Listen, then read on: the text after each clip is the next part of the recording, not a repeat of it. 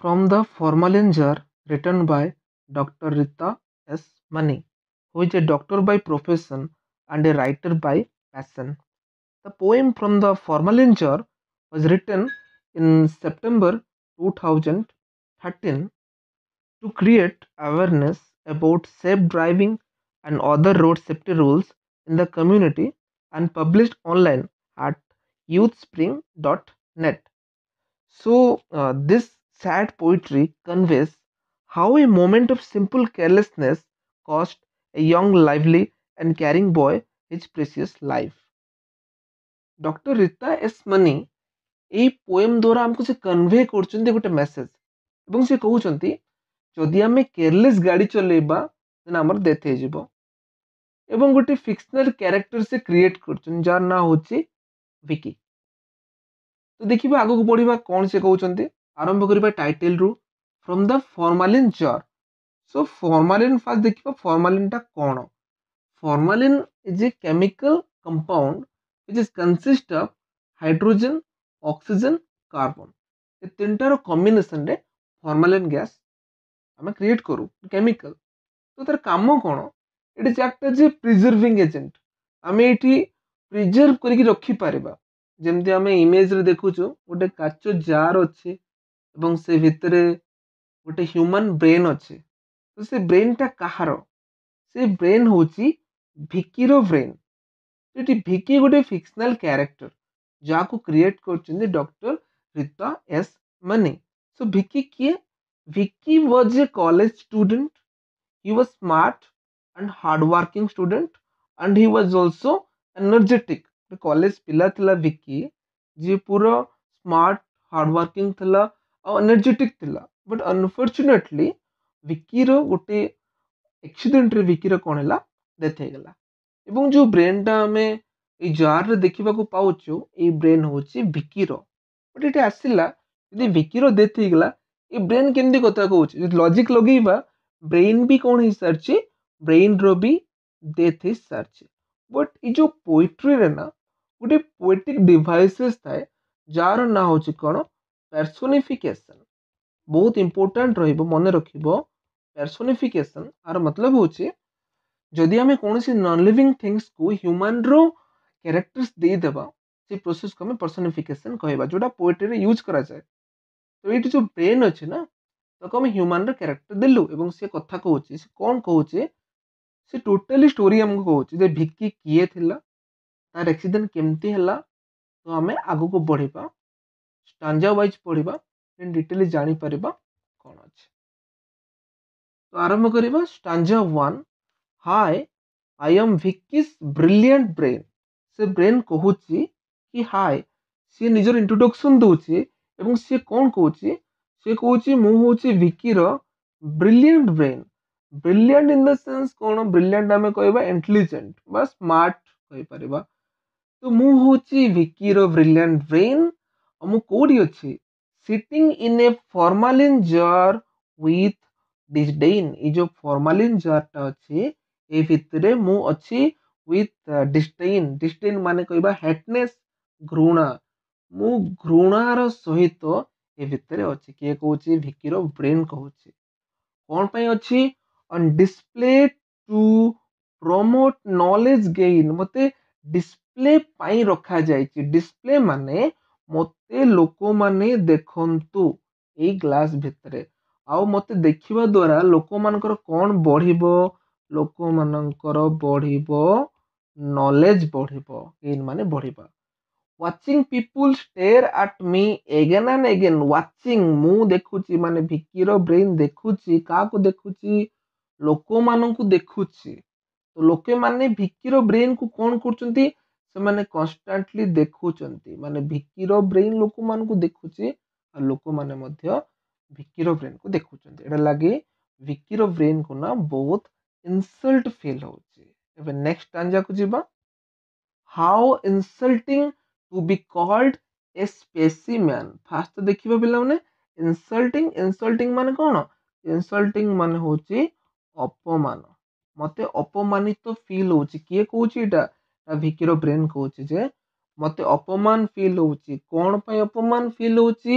लोक माने मते स्पेसिमेन कहउछन्ती स्पेसिमेन माने आमे कहि परिबा गोटे सैंपल आमे कहि परिबा जेंति ब्लड सैंपल आमे कहउछ ना सेमति सैंपल कहि परिबा किबा आमे नमूना कहि परिबा लोक माने कहउछन देखो देखो सेठी गोटे सैंपल अछि एटा सुनले विक्रो ब्रेन को इनसल्ट फील होछि देन से कहउछि वर्तमान मते तुमे माने सैंपल कहउछो 2 ईयर एगो 2 वर्ष आगरु कोन थिली I was part of a living human मु गोटे जिंदा मनुष्यर बॉडी भितरे थिली केबे 2 इयर्स एगो 2 वर्ष आगरु आई गॉट नो स्ट्रोक मते कोनोसी भी स्ट्रोक नथिला स्ट्रोक हमें कहउछ ना हार्ट स्ट्रोक हो गेला तो बेसिकली इठी विक्रो ब्रेन तारो डेथ रो रीजन कहउछि तारो डेथ कोन पे हैला से कोन कहउछि से कहउछि आई गॉट नो स्ट्रोक माने मते कोनोसी भी स्ट्रोक आसी नथिला ट्यूमर माने भिकिरो बॉडी रे कोनोसी भी ट्यूमर नथिला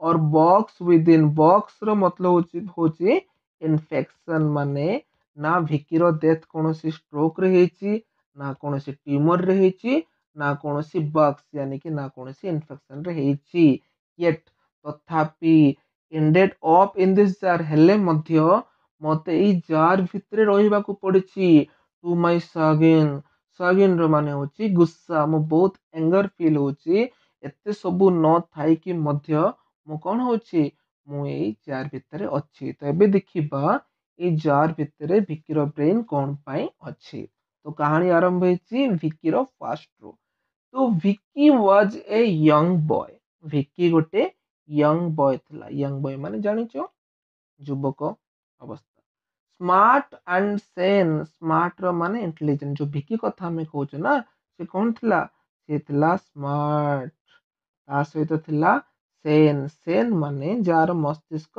भल रुहे माने पागल रो अपोजिट सुस्त मस्तिष्क वाला पिला थिला Vicky full of life and vigour full of life माने पूरा लाइफ को से भल की बंचुथिला और जदि हमें वाइगर कथा कहबा वाइगर रो मतलब होची फुल ऑफ एनर्जी तो विकी पाखरे पूरा पूरी कोन थिला एनर्जी रो भरपूर थिला पूरा सन विंड और रेन रो मतलब होची लाइफ रे जहा भी आसु इधर लाइफ रे हैप्पीनेस आसु और लाइफ रे सैडनेस आसु विकी सब बळे खुशी रहबा पई चेष्टा करथला and computers and maths were his domain domain माने तार एरिया ऑफ नॉलेज माने विकी रो कंप्यूटर आ मैथ रे भलो नॉलेज थिला ए दुटा सब्जेक्ट तार भलो होतला हिज मोटो इन लाइफ मोटो रो मतलब होची तार आमे कहि परबा विश्वास तार एम थिला कोन थिला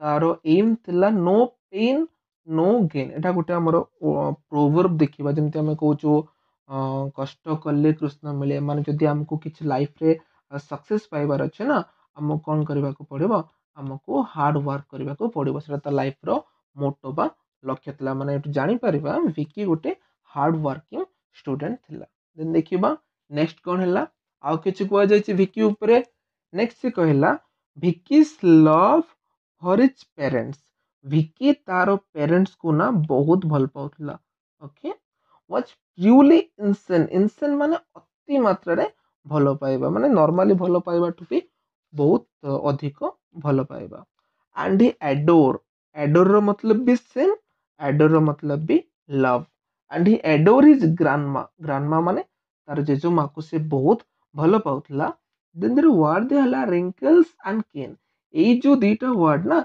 ये कौन करछि ये विकी रो ग्रांडमा को बुझौछि विकी रो ग्रैंडमदर को सिग्निफाई करछि से कोन कहछि रिंकल्स एंड कैन रिंकल्स माने झुरिया जतले हमें बुढ़ा बुढ़ी जिबा हमरो जो चमड़ा थिबो सेटा झुरिया पळे आसबो सेटे एवं केन माने बाड़ी धरकी चलेबा तो जो विकी रो ग्रैंडमा थिले तांको मुह सारा सब चिन्ह होई जायतला रिंकल्स हो जायतला और से बाड़ी धरकी चालुथिले एवं तांको विकी बहुत भल पाउथला ता छडा विकी आउ काको भल पाउथला तार पेरेंट्स को भल पाउथला देन तार कॉलेज कहानी को हला in college when he stole a glance at Lauren तो ये गोटे इम्पोर्टेंट शॉर्ट कैरेक्टर को इंट्रोड्यूस कराई जार ना थिला कोन लोरेन तो से कहूची जेतबेले विकी कोन करतला लोरेन को देखुतला आ केमती देखुतला स्टोल ए ग्लांस ऑब्वियसली ଲରେନ୍ ତାର ଏଇଦର ଫ୍ରେଣ୍ଡ ହେଇପାରେ ଅର୍ କ୍ଲାସମେଟ୍ ହେଇପାରେ ଯୋଉଠି ଭିକି ସାଙ୍ଗରେ ପଢୁଥିଲା ଏବଂ ସେ ଲରେନ୍କୁ ଦେଖୁଥିଲା କେମିତି ଦେଖୁଥିଲା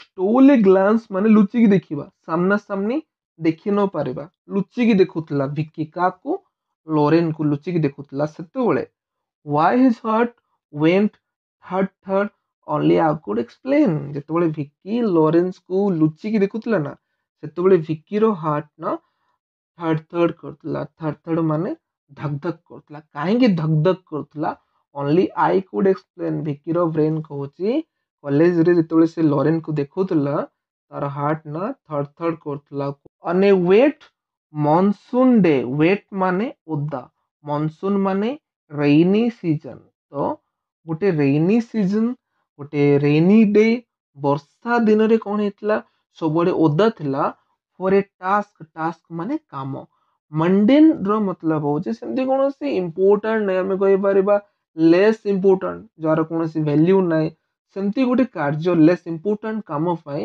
Vicky road his bike ride ର ପାଷ୍ଟ ଟେନ୍ସ ହଉଛି ରୋଡ ମାନେ ଭିକି ମୋଟର ସାଇକେଲ ଧରିକି ବାହାରିଲା କୋଉଠି ବାହାରିଲା ଟୁ ହିଜ ଫ୍ରେଣ୍ଡ ତାର ସାଙ୍ଗର ଘରକୁ ଗଲା ଇନ ଦ ନେକ୍ସଟ ଲେନ୍ ମାନେ ଗଳି ତ ଯୋଉ ଗଳିରେ ଭିକି ରହୁଥିଲା ତାର ନେକ୍ସଟ ଗଳିରେ ଭିକିର ଫ୍ରେଣ୍ଡ ରହୁଥିଲା ଫର ୱାନ୍ସ ମାନେ ପ୍ରଥମ ଥର ପାଇଁ from wearing his helmet he did refrain ର ମତଲବ ହଉଛି ସେ ହେଲମେଟ ପିନ୍ଧିବାରୁ ନିବୃତ୍ତ ରହିଲା ମାନେ ସେ ହେଲମେଟ ପିନ୍ଧି ନଥିଲା ଫର ୱାନ୍ସ ଲାଇଫରେ ଫାର୍ଷ୍ଟ ଟାଇମ ପାଇଁ ଭିକି କଣ କଲା ବିନା ହେଲମେଟରେ ସେ ଯାଇଛି କୋଉ କାମ ପାଇଁ ଯାଇଛି ଟାସ୍କ ମୁଣ୍ଡେନ ଏମିତି ଗୋଟେ କାମ ଯାହାର କୌଣସି ଭ୍ୟାଲ୍ୟୁ ନାହିଁ ଏତେ ଇମ୍ପୋର୍ଟାଣ୍ଟ ନାହିଁ ଲେସ୍ ଇମ୍ପୋର୍ଟାଣ୍ଟ କାମ ଗଡ ହେ ଭଗବାନ କଣ ହେଲା ହି ମେଟ୍ ୱିଥ ଆନ୍ ଆକ୍ସିଡେଣ୍ଟ ତାର ଗୋଟେ ଆକ୍ସିଡେଣ୍ଟ ହେଇଗଲା ଗୌରୀ ଆଣ୍ଡ ଇନହ୍ୟୁମାନ ଗୌରୀ ମାନେ ପୁରା ଆମେ କହିବା ବ୍ଲଡ ଗୋଟେ ବହୁତ ଭୟଙ୍କର ତାର ଆକ୍ସିଡେଣ୍ଟ ହେଇଗଲା ଇନହ୍ୟୁମାନ ରେ ଆମେ କହିପାରିବା ଦର୍ଦନାକ ମାନେ ବହୁତ ପେନଫୁଲି ଭିକିର ଆକ୍ସିଡେଣ୍ଟ ହେଇଗଲା ଆଣ୍ଡ ଓବିୟସଲି ସେ ଆକ୍ସିଡେଣ୍ଟ ରୁ ଭିକିର କଣ ହେଇଗଲା ଭିକିର ଡେଥ୍ ହେଇଗଲା ତାପରେ ସେ ଯୋଉ ବ୍ରେନ୍ ଥିଲା ନା ତାକୁ ଇଜରେ ରଖା ହେଇଛି ଯଦି ସେ ହେଲମେଟ ପିନ୍ଧିଥାନ୍ତା ତ ମେ ବି ତାର ଡେଥ୍ ହେଇନଥାନ୍ତା ଲାଷ୍ଟ ଟାଞ୍ଜ ରୀତା ଏସମନି କହୁଛନ୍ତି all it took was a stray moment in an ଗୋଟେ ଷ୍ଟ୍ରେ ମୋମେଣ୍ଟ ଥିଲା ଗୋଟେ ଏମିତି ମୋମେଣ୍ଟ ଥିଲା ଯୋଉଟା କି ଭିକିର ଗୋଟେ ଷ୍ଟୁପିଡ ଡିସିଜନ ସେ ନେଇଥିଲା ଷ୍ଟୁପିଡ ଡିସିଜନ କଣ ଥିଲା ପ୍ରଥମତଃ ବର୍ଷା ଦିନେ ଗାଡି ଚଲେଇବା କଥା ନାହିଁ ଯଦି ଚଲେଇବ କଣ ପିନ୍ଧିବା କଥା ହେଲମେଟ ପିନ୍ଧିବା କଥା ବଟ୍ ଏମିତି ଗୋଟେ ଇନେନ୍ ର ମାନେ ହଉଛି ଷ୍ଟୁପିଡ ତ ଗୋଟେ ଏମିତି ଷ୍ଟୁପିଡ ଡିସିଜନ ଭିକି ନେଇଥିଲା ହେଲମେଟ ନ ପିନ୍ଧିକି ଯିବାଟା ଯାହା ଦ୍ୱାରା କଣ ହେଲା ଏ ୟଙ୍ଗ ଲାଇଫ ଲଷ୍ଟ ଗୋଟେ ୟଙ୍ଗ ପିଲାର ଲାଇଫ ଟା ବର୍ବାଦ ହେଇଗଲା ଏ ଫ୍ୟାମିଲି କ୍ରଷ୍ଟ ୱିଥ ପେନ୍ ମାନେ ଦୁଃଖରେ ଭାଙ୍ଗି ପଡିଲେ ଭିକିର ଡେଥ୍ ଯେତେବେଳେ ହେଲା ଭିକିର ଯୋଉମାନେ ଫ୍ୟାମିଲି ଥିଲେ ନା ସେମାନେ ପୁରା ଦୁଃଖରେ କଣ ହେଲା ସେମାନେ ଦୁଃଖରେ ଭାଙ୍ଗି ପଡିଲେ ତାପରେ ଲାଷ୍ଟ ଲାଇନରେ ପୋଏଟ କହୁଛନ୍ତି ଡିଅର ଫ୍ରେଣ୍ଡ ସାଙ୍ଗମାନେ ଟେକ୍ କେୟାର ନିଜର କେୟାର ନିଅ risky driving can be Ben ଯୋଉ ରିସ୍କ ଡ୍ରାଇଭ୍ ଆମେ କରୁଛୁ ନା ସେଟା ଆମକୁ କଣ କରିପାରେ ଆମକୁ ସେ ଦୁଃଖ ଯନ୍ତ୍ରଣା ମଧ୍ୟ ଦେଇପାରେ ଦେନ୍ ସେ କହୁଛନ୍ତି ଡ୍ରାଇଭ୍ ସେଫ୍ ତୁମେ ମାନେ ସେଫ୍ ଡ୍ରାଇଭ୍ କର let your precious life not be in vain ତମର ଯୋଉ ପ୍ରେସିୟସ୍ ଲାଇଫ୍ ଅଛି ତମର ଯୋଉ ଆମେ କହିପାରିବା ମୂଲ୍ୟବାନ ଜୀବନ ପ୍ରେସିୟସ୍ ର ମାନେ ହଉଛି ମୂଲ୍ୟବାନ ଜୀବନ ନଟ୍ ଇନ୍ ଭେନ୍ ତାକୁ ତମେ ନଷ୍ଟ କର ନାହିଁ ତମେ ସ୍ଲୋ ଗାଡି ଚଲାଅ ତମେ ଯଦି ସ୍ଲୋ ଗାଡି ଚଲେଇବ ତମ ଜୀବନ ବଞ୍ଚିଯିବ ତା ସହିତ ତମକୁ ଯେତିକି ବି ଟ୍ରାଫିକ ରୁଲ ଅଛି ନା ସବୁ ଯାକ ମାନିବାକୁ ପଡିବ ଆଉ ହେଲମେଟ ପିନ୍ଧିକି ଗାଡି ଚଲେଇବାକୁ ପଡିବ ଅଦରୱାଇଜ ଭିକିର କଣ୍ଡିସନ ଯେମିତି ହେଲା ତମ କଣ୍ଡିସନ ମଧ୍ୟ ସେମିତି ହବ ଆଇ ହୋପ ଏଇ ପୋଏଟ୍ରି ତମେ ସମସ୍ତେ ବୁଝିପାରିଥିବ ଯଦି ବୁଝିପାରିଥିବ ଦେନ ଚ୍ୟାନେଲକୁ ସବସ୍କ୍ରାଇବ କରିବ ଥ୍ୟାଙ୍କ ୟୁ